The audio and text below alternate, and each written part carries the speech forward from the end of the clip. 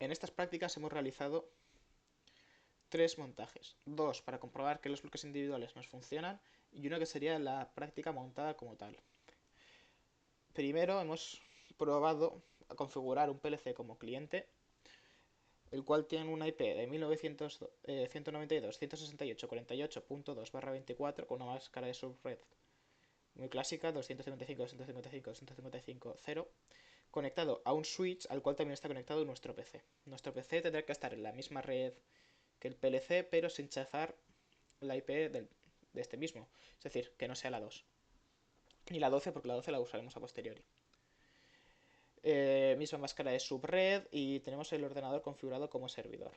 Este método de simulación lo hemos hecho mediante el Etherway, que después explicaremos cómo funciona. Después hemos comprobado también el funcionamiento de un PLC en servidor. En este caso, el PLC tiene la misma IP, 192.168.48, solo que esta es la 12, con una máscara de subred 255.255.255.0. Y pues nada, volvemos a estar conectados a un switch y este switch también está conectado a nuestro ordenador para poder cargar los programas y después simular. Nuestro ordenador está en la 192.168.48.172, si no recuerdo mal, en el caso de cuando lo simulamos nosotros.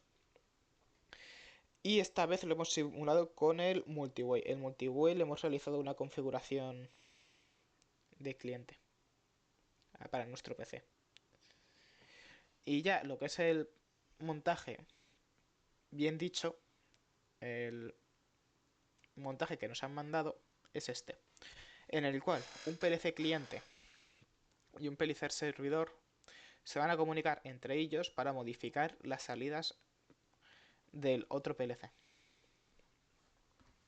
En este caso, el ordenador solo lo tenemos para comprobar las tramas de datos. Los dos PLCs tienen que estar en la misma trama, en la misma red, perdona, la 1902.168.2/24 y la 192.168.48.12/24. Máscara de sub la misma de siempre y ambos están conectados al mismo switch para hacer posible la comunicación entre ellos. En este caso, las entradas del PLC cliente modificarán las salidas del servidor y las entradas del servidor modificarán las salidas del cliente.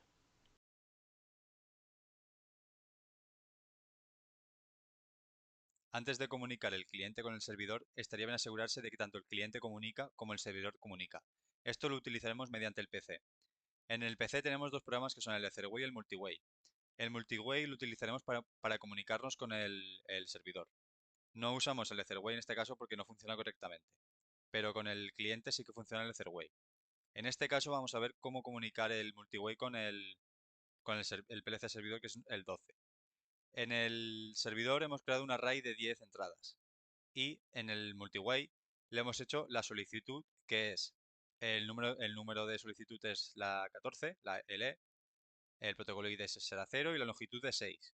Nos hemos comunicado con el nodo 12, que es el servidor. La función es 3, que es lectura de holding relays, y la dirección es 1 y la longitud 4, es decir, nos leerá del 1 hasta la posición 4. Aquí nos leerá del input 1 al input 4. Como no hemos escrito nada en el input 1 ni en el input 4, es todo ceros. Pero ahora le hemos escrito en el input 1 faba y en el input 2 da. Entonces, al volver a hacer la petición, podemos ver que la respuesta es la F, es 15, ya ha cambiado la petición, ha sumado una, nos lee 8 bits, que los 8 bits son 1, 2, 3, 4, los pares, 8 bits. La primera posición es faba y la segunda es da. Y como podemos ver aquí, la primera posición es faba y la segunda da.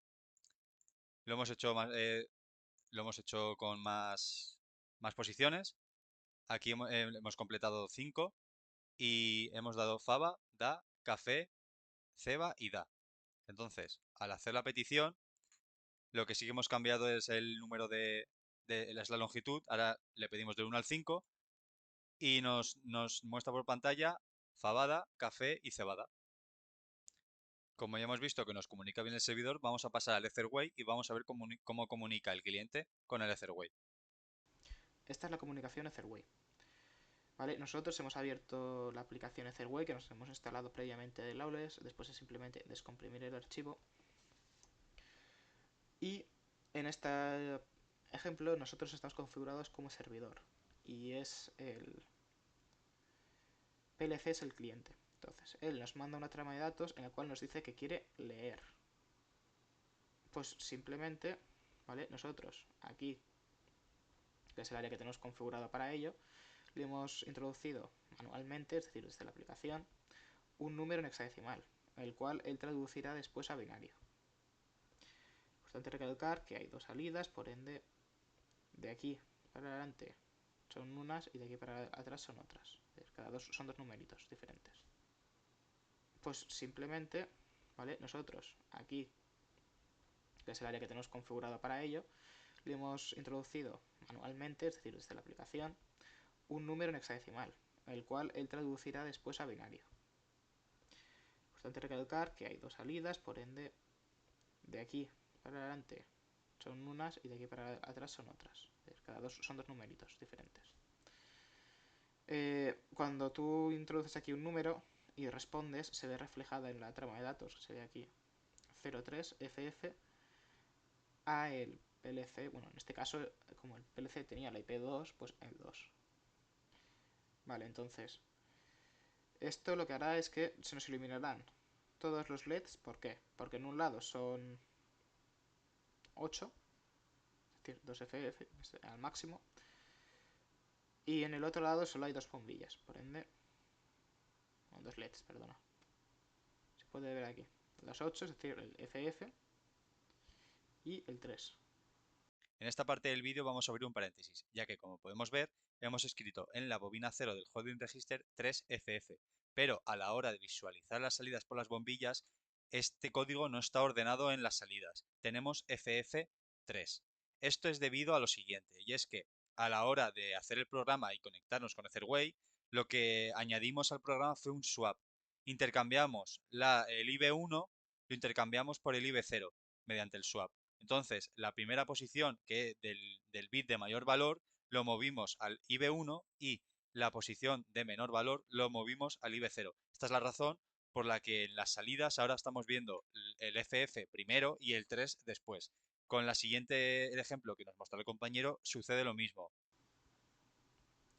Después, otro ejemplo sería aquí, que en este caso, en vez de cargarle que esté todo lleno, le hemos dicho que se elimine solo el primer bit de cada una de las salidas. Que sería así. Es el primer bit de cada una de ellas, porque está en binario, hay que acordarse de ello.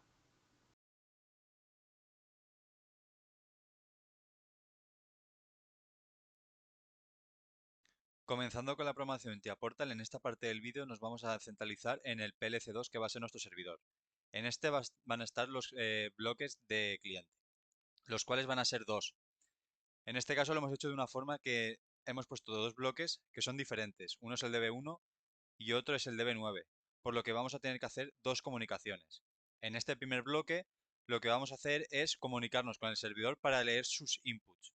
Las inputs del PLC12, que es el servidor, él las guardará en su área de registro y nos la enviará hasta nuestro MBData PTR, que son nuestros outputs, que es un bloque que hemos creado aquí, el cual el data type va a ser en Word.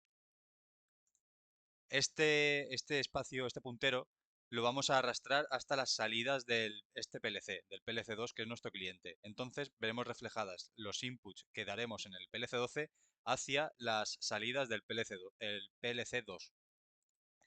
Al ser un bloque que leemos lo del otro PLC, en mbmode vamos a darle 0, que 0 significa lectura.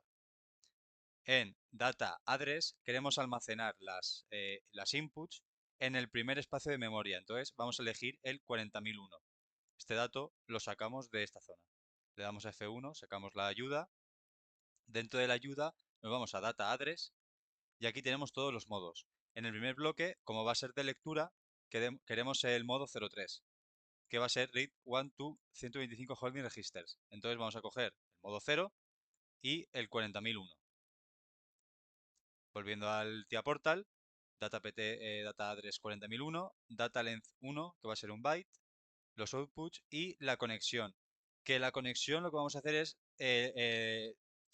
configurar la comunicación. Que esta comunicación va a ser la del PLC1, donde el interface, que el interface lo sacamos de PLC tags, system constants, en local proximity interface tenemos que es la 64. Entonces, en connections vamos a poner la 64.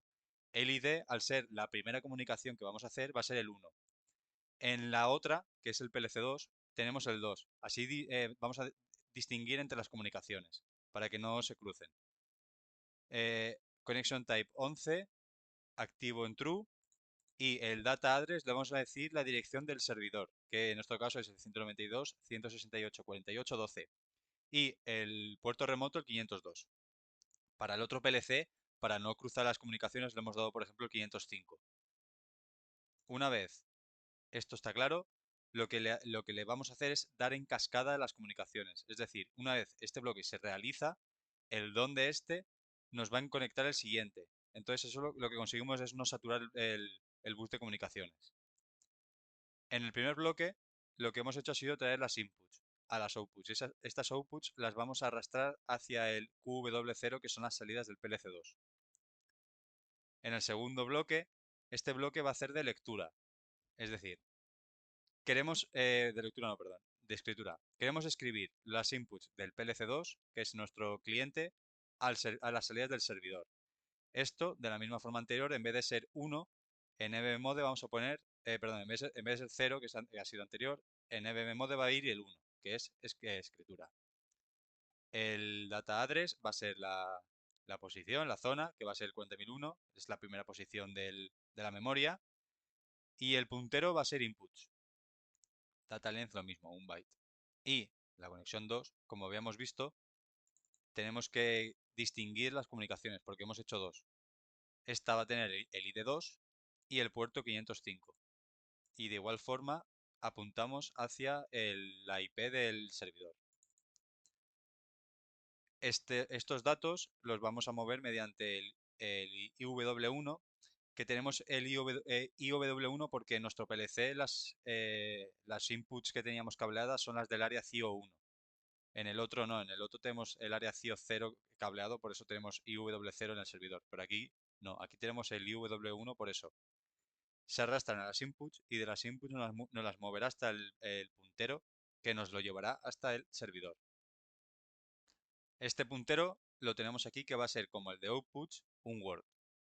Y a su vez también vamos a ver los dos bloques de configuración, que esta configuración es la que hemos hecho para el de lectura y la configuración 2 ha sido la que hemos realizado para el de escritura, con sus don y sus basi, porque mientras que el segundo bloque está activo, lo que hemos hecho ha sido parar el primero. Así no seguimos sin saturar, porque este reloj lo que hace es que cada segundo te da un pulso. Entonces, para no saturarlo, si este está enchufado, este no puede comunicar. Vale, ahora vamos a explicar el PLC servidor. En este caso vamos a empezar explicando el bloque server de la comunicación TCP. El bloque MB Server en TIA Portal nos permite configurar el PLC como un servidor Modbus. Consta de entradas y de salidas. Las entradas serían EN para activar el bloque y disconnect para desactivarlo. En este caso lo vamos a dejar siempre activado.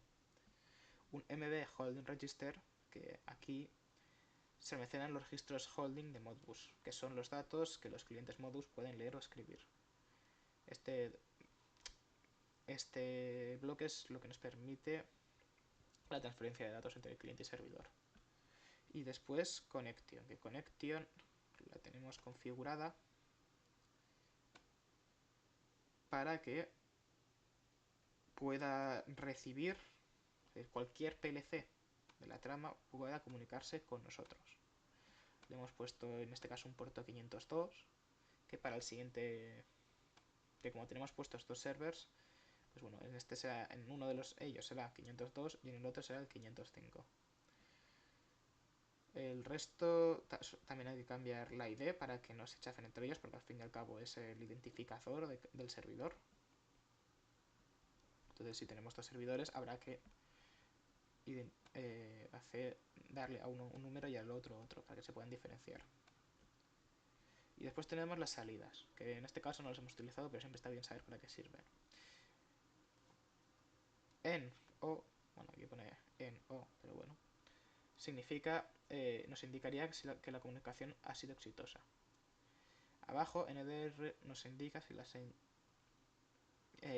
nos llegan datos nuevos, es decir, si nos están llegando datos.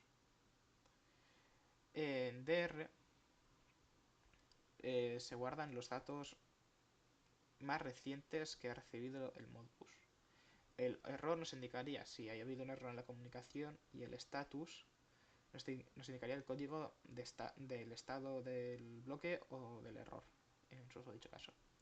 Este primer server lo que hace es enviar unos inputs, es decir, las entradas, en este caso son las entradas del PLC que trabajamos como servidor, es decir, las botoneras, las entradas, a unos al cliente, lo cual hará que las salidas del cliente.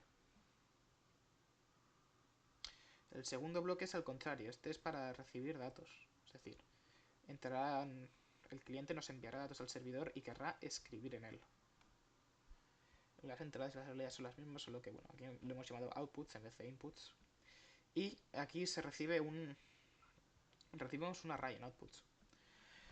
Recibimos un array en el área CIO, en este caso la 0, y nos lo mostrará en las salidas del PLC servidor. Es decir, nos llegarán qué interruptores del PLC que está configurado como cliente están activados y dependiendo de eso nos activará unas salidas, como se puede ver aquí. Con un move, ¿ves? Aquí hemos dicho 0 porque outputs es un array y nos saldrá un 0. Ahí llegará, perdón, al área 0, no nos saldrá un 0, nos llegará al área 0.